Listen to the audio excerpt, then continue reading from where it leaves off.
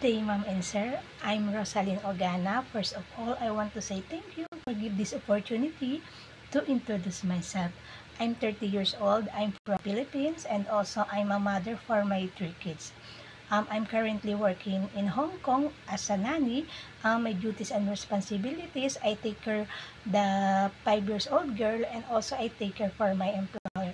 My everyday routine, I clean the house, I wash the dress, I make it iron, and also I cook the food for breakfast, lunch, and dinner.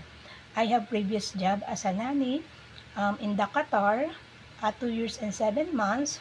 My duties and responsibilities, I take care the 2 kids, 3 months old boy and 5 years old girl. And also I take care for my employer. My everyday routine, I clean the house, I wash the dress, I make it iron, and also I cook the food for my employer and then for the 2 kids.